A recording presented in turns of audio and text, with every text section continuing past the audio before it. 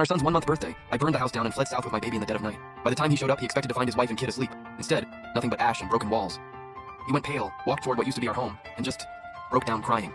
Everyone in the village knew I'd found some injured fool up in the mountains. He was good-looking, easy to handle. Once I nursed him back to health, I went ahead and married him. We lived like a real couple for over a year. Things were good. We even had a kid together. Then I find out he's a prince, a literal prince living undercover.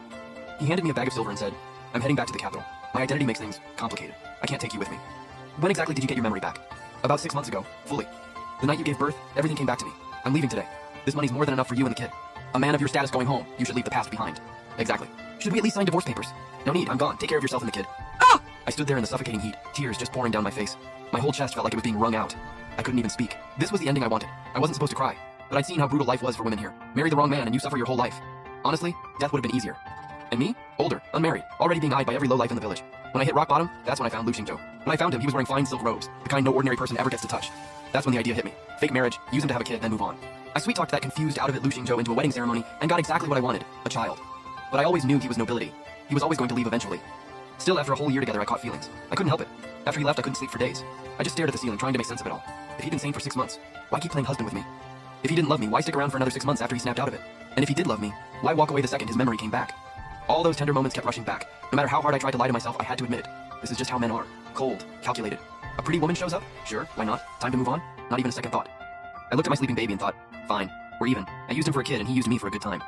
Hey, Miss Q, how come your husband didn't take you back with him? Don't tell me he actually left you behind. No way, she gave him a son. He's definitely gonna bring her to the capital to live the good life. Even if she's not the main wife, being a concubine still means wealth and comfort, right? The whole reason I came up with this plan was to never be tied down by anyone. A concubine? That's the last thing I'd ever settle for. If he came back trying to take my kid, or tried to force me into being his concubine, running alone wouldn't be enough. The only real play was to make him think we were both dead. No loose ends. No reason to come looking. Uncle Auntie, please don't mention him anymore. He decided we weren't worth his status and threw us away. He's not coming back. In less than a day, word of me being abandoned had spread through the entire village. For the next few days, I sat outside holding my baby, blankly staring in the direction Lu Xingzhou had walked off to, putting on a show for everyone, making them believe I'd lost my mind. Finally, the right moment came. That night, I lit the house on fire myself, and slipped into the woods behind the village with my baby. Ever since she got dumped, Miss Q's been off. She's been wandering around in a daze every day. Didn't think it'd actually come to this, though. The crowd's sighs drifted through the air and right into my ears. I took one last look at the place I used to call home, and walked away without looking back. What I didn't know was, that same night, a convoy of riders tore out of the capital under the moonlight, riding hard toward the village. I kept to back roads, avoided people, and made it to the dock in the thick fog of early morning. Lu Xingzhou and his men rode into the village at full speed, before anyone was even awake. He expected to find his wife and child sleeping soundly. Instead, broken walls, ash, rubble.